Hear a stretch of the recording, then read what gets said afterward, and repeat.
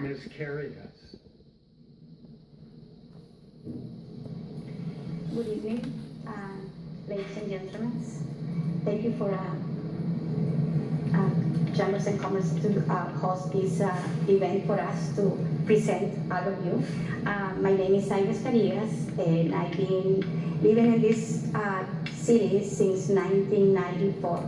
My husband and I, we moved from Honduras, and we raised our daughter here. She attended to Mount Vernon High School, and she just graduated 3 years ago from University of Washington, and right now she's applying to go into law school. And I've been part of this community for about 23 years, and I have 17 years working in the community with families, students, and farm workers and families. Actually, I am employed from Mount Vernon School District. I'm part of the migrant education program. Then I work with families, very close to families and students. It's been, I'm privileged to be part of this community because I've been learning a lot. And I have seen many changes since 1994. And it's an honor for me to be part of this community that I call my hometown. I have many stories and other experience working face to face with those families and our students. And I have seen so many good things happen in our youth, seeing migrant students graduating from high school and getting into university for a good education, and just do it because they work hard, and it's a big dream for somebody like me. Have seen many changes in this community, just to see new changes, and I would like. The reason I am running for a city council is because I would like to contribute more than what have been contributed already. Being an example for our young leaders behind us, believe in the young generation, because we are the foundation for those new leaders coming after us and making changes in a beautiful city as Mount Vernon is. All the families, I am so proud working for them because I want to see how much they have contributed in this community. It's been a privilege being part of them and been learning from all the institutions and for the people I work with and for our educators, and they're doing a great job in our Mount Vernon School District. Thank you so much. Thank you. Mr. Quam. Thank you. Okay, I'm gonna have to read mine because I've been so busy at work, I haven't had time to memorize it, so here we go. My name is Ken Quam, Mount Vernon. I'm running basically because I love our city and love taking care of people, the same as the business I own. As a member of the council and a business owner, I try to take the best care of everyone I can. The city has issues that are process of being addressed, such as homelessness, affordable housing, gang activity, and others. As a council member with citizen input, we are working on these issues. I recently have been able to work on a committee for a veterans and first responder memorial. This is in the early stages. A site hasn't been chosen, but yet I will continue working on this. The quality, skills, and abilities I have are varied. I graduated from Mount Vernon High School and attended Skagit Valley College. I worked with the SBA for 4 years before launching my business. I've been in business for 20 years and we are known for our quality work. Being self-employed, one has to be physically responsible for the funds earned, just like our city. One also has to be a good listener and being able to work with people. As a member of the council with city issues, I've learned which departments to address, concerns, and who to contact. I have been the mayor's alternate to Skagit County Community Action for 4 years. I'm the current SCAT representative, and I've been the chair of the Public Works Committee meetings. for 4 years. I feel the greatest challenges at this point are addressing homelessness and affordable housing and the funding and planning that go along with it. It is going to take careful planning and input from our citizens as how to and how they want our city to grow in the future and what areas are to be developed. I'm all behind exploring the possibility of a new library, a gymnasium for the mind, development of the Alco property, and the possibility of a new Fire Station 1. All of these will take a lot of work and planning and funding. And thank all of you for being here. Thank you. And then we will go to statements that have been submitted by the audience. Ken, I think we're going to go ahead and start with you. And just as a reminder, we'd ask that you limit your responses to 1 minute. So the first question is, why are you running for city council? Well, number one, like I said, I love people. I love this city, and the city has a great future, but we have to be careful how we make it grow. And with your input to us, with your ideas, we can plan this out the way it's supposed to be. I mean, I wish Alco would get going so we could start rolling ideas there so everybody could, know what's going on. I sat in at, Rebecca had a meeting at Fire Station 1 here about a month ago, and it was more or less of a brainstorming meeting. And they had, I think, Shelley, you were there too, weren't you? And they had maps laid out on the city and little stickers and everything, and everyone could put up, work on this map and everything. And with the table I was at, there was beautiful ideas. There was like the Alco property, put a monorail in Mount Vernon. My time's up. Thank you very much. Thank you. Iris? Same question. Why are you running for city council? I'm running for a city council because I do have a power. The only power I do have is my vision, my passion, my empathy, I would like to see all my community included and working and collaborating, all of us as a residents, not just as a city council. If I elected, I will bring my experience working with the families, and all the passion all our youth have, and all the experience we have with all the people we work together as a team. I do have a vision, and I really believe, and I am really confident that all together we can build a better community, a better place to live in. Just engage in collaboration, Anglo and Latino community. All of us together in collaboration, we can do a great place to live as a Mount Vernon beautiful city is. Thank you.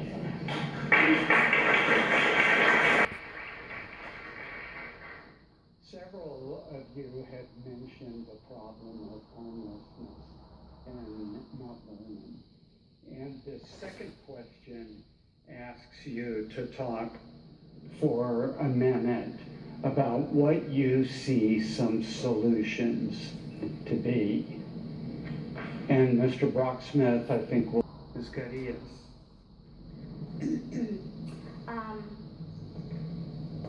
Every family needs a decent place to live, called home. And it's not in my power to solve this problem. And I know city council, it doesn't build houses also. But like I said before, if all of us as a members of this community, we work together and bring ideas and work and include them in collaboration, we need to start it somewhere. And finding solution of those problems. Now is we are in the present and looking for the future. And in the future is going to be in charge for all our work, all our job we're doing with the families here, and just to bring solution at the big issue we have in housing. Like I said, this is the opportunity I will have to learn from the other city councils. They are already, and just to work with the owner budget and see what is coming next. Thank you. Thank you. Mr. Quam. Thank you, Mr. Buhner. Yeah, when I attended the Skagit County Community Action meetings, a few times I got to sit right next to you. That was 4 or 5 years ago. But no, there's a whole psychology behind it, and getting to know Terry Belko and Bill Hinkle, that, you know, there are some people that want help and there's some that don't. You know, and I just, we need the housing and we need the support to help them turn themselves around. A lot of it's psychological, and you do have the drug dependency, the alcoholism, you know, you have the families that are still together, but they're camped out, the children are getting beat. It's just, it's a vicious circle. You know, it's, how do I put this?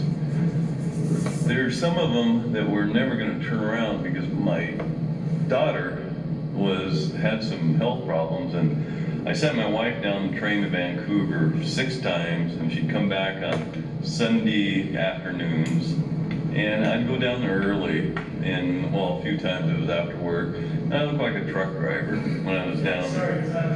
Okay. Anyway, I talked to a few of them, and there's some of them that don't want to be changed. Is clearly an overlapping issue.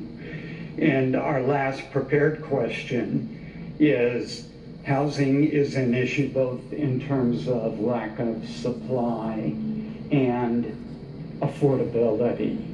So what ideas do you have to address one or both of those problems? And how about if we start from the insides and go out? That's good, yes. Housing in Mount Vernon is not just for residents that own a house, it's for the renters also. We have seen how much somebody pays for a 2-bedroom apartment. Is incredible. The price the low-income family has to pay for a rent. Then the problem we have here is a concern to all of us as a citizen, as a resident of Mount Vernon. Then I don't have a solution for that, but I would be, if I am elected as a city council, I'm going to learn and how discuss the situation with the city council team, and bring commitment and conversation with the other resources we have in the community, and starting somewhere, because the housing, like I said, is very critical in this town. Thank you. Thank you. Mr. Quam? Well, I think they've about said it pretty much all. You know, we need to do some zoning changes, but, you know, one thing that I've seen is working with Catholic Community Services, because right at the top of Hoyt Hill, they have that complex up there. And I've watched that since it came up, because when they were putting it up, I thought, oh, gee whiz, one of those. But it's never been that way.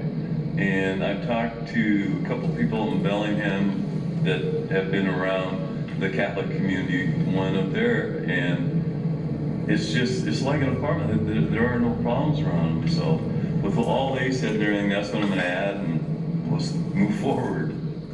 Thank you. Ms. Gamson. If anybody else has questions they would like to submit, just hold them up in the air and I'll grab them from you.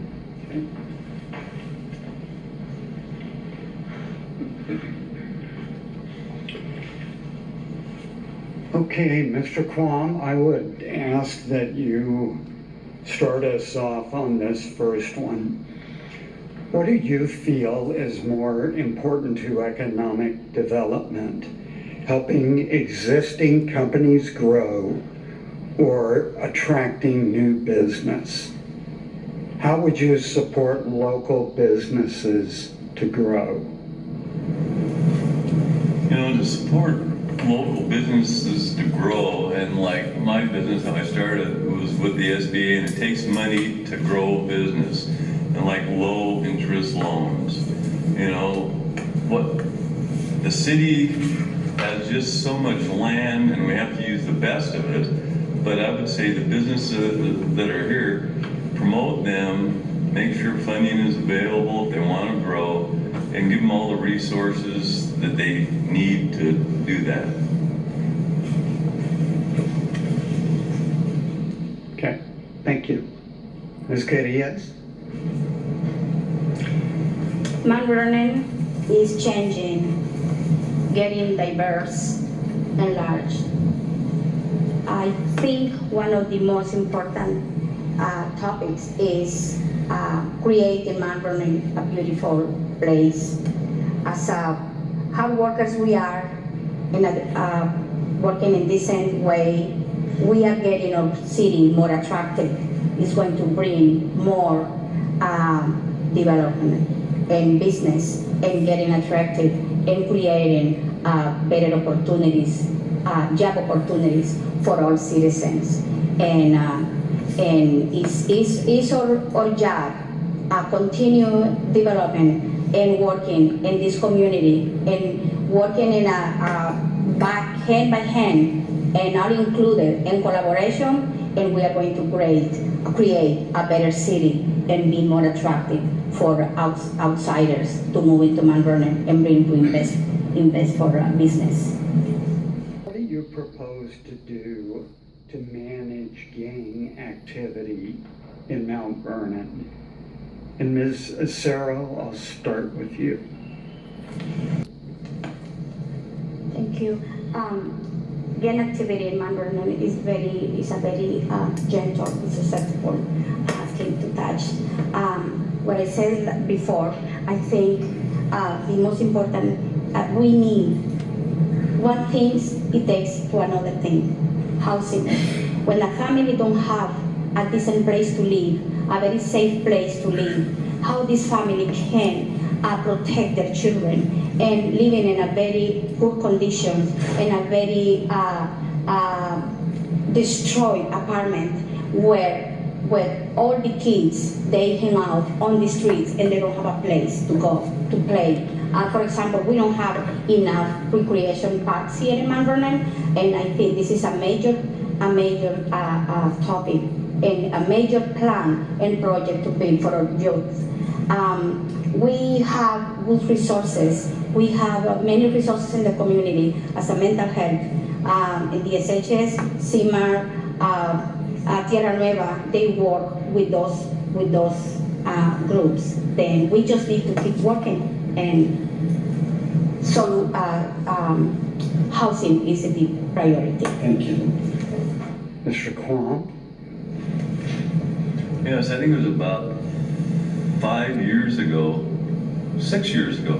It was when I came on the council. I think it was at the end of my first term, and I brought up the gangs and about what was going on, what I was seeing and everything. And that's when Ken Bergsma was our police chief, and it just kind of went along, and he worked a little bit on everything. Well, then Ken left, and then Jerry Dodd came along, and I talked to Jerry and about, what can we do about this? Well, then that's when Jerry started. We have the officers that go into the areas that talk to the younger children and the likes of that, and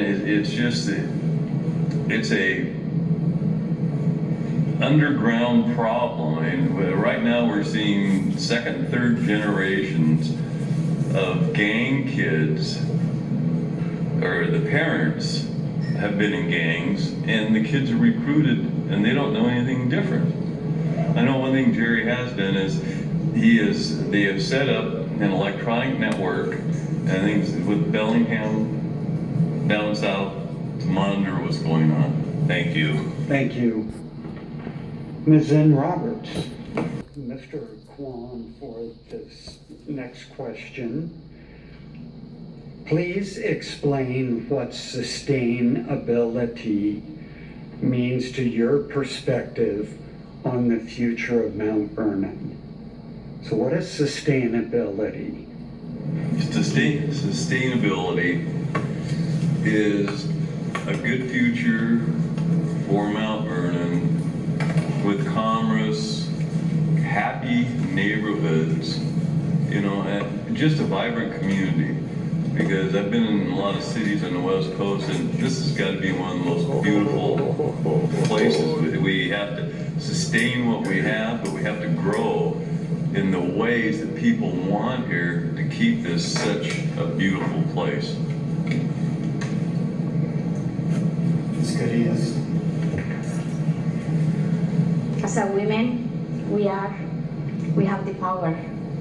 As a mothers, wives, co-workers, friends, we have the power. We are the foundation for our future, for our children, for those young leaders that come behind us. We are the example to follow.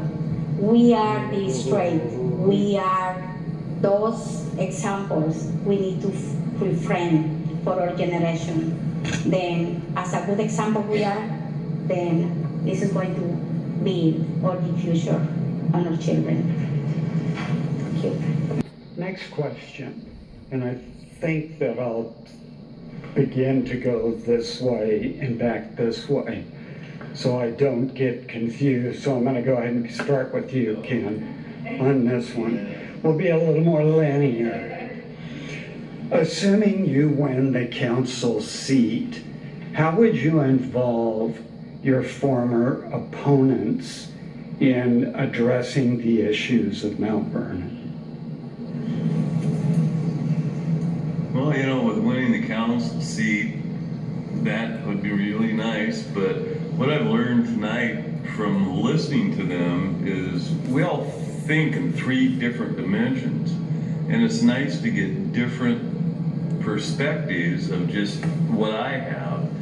And if I did win, I think after knowing them now, I think I would call them and get opinions from them. I mean, they've thought about things that I haven't thought about, and I've thought about things they haven't thought about. So exchange information. Thank you. Ms. Carias. Yes, if I win the seat for a city council, the first thing I can bring is my passion, my vision, and include our collaboration and dialogue and experience, share experiences with the knowledge, learn from them, and listen to my residents for the issues we have, and bring the problems to the table and discuss with all of them because they have the experience. This would be my first time if I win. Then working out together, we can make the things possible. And having their experience and their knowledge in the city council, then it's going to be everything happen. And we are going to work in team. That's the clue. Thank you. Mr. Brocksmith, if you would hang on to the mic and question. Since roughly 1/3 of Mount Vernon's population is Latino, many of whom primarily speak Spanish, it's important that city council members can communicate effectively and advocate for the Latino members of our community. How would you go about doing that? It is. Yes, thank you. The best example we have is Mount Vernon School District. When we see our number of graduates every year, we see how diverse we become and how much we have grown. To see the students joining different bands, like mariachi band, we have Latino students and Anglo students, and the jazz band, we have Anglo students and Latino students playing the saxophone. It's a great vision and it's a great experience. And what can I say is Mount Vernon is getting diverse and large, and we are becoming a multicultural city. Then being bilingual is great. I think United States is getting at the point educating students into languages. We have medicine school right now who has a bilingual program, dual language, and we have seen many Anglo kids. They are so excited just to learn a new language, and parents, they are just enjoying to see my kids now speak Spanish and English. I think it's great. Thank you. You know, this city has really diversified a lot as far as with the ethnic backgrounds that we have, you know, and I've been approached by Latinos that could not speak, well, about issues here in Mount Vernon at my shop, and I don't know Spanish, but I have a worker that does, so he'll interpret for me. You know, I look at anybody, if somebody came to me in Mount Vernon and I couldn't understand them, you know, I would find someone that would interpret for us so that I could understand them to get what they wanted for them or just the information. You know, all people are equal. I don't see any barriers at all. You know, we're all great. Okay. Ken, would you hang on to the mic to start us out with this next question? What would you do to move zoning forward in Mount Vernon to change the 13-year void of multifamily housing that is so needed? We have been working on that now in the last year, within our last budget. We have been changing certain areas in the zoning so it can be mixed family, multi-units, so we can get a higher density with the population. And it's not something that comes fast because there's a lot of loopholes that you have to, a lot of steps you have to take to get to that problem, you know, with the comprehensive plan and everything. But we're on our way to that right now. Thank you.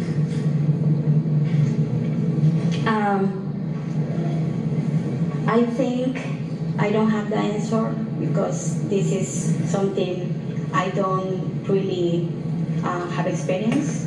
But I think policies for zoning is very important. And also I would say some apartment areas, they are in very bad shape. If we find the resources and the builders in the community and get those places a better or decent place to live for families, it would be a good help until we can get a better zone development for housing. Thank you. Mr. Sarah. That brings us to closing statements. And as a reminder, you're allowed 2 minutes for these statements. So, Mr. Quam, would you please start us off? I saw you looking this way.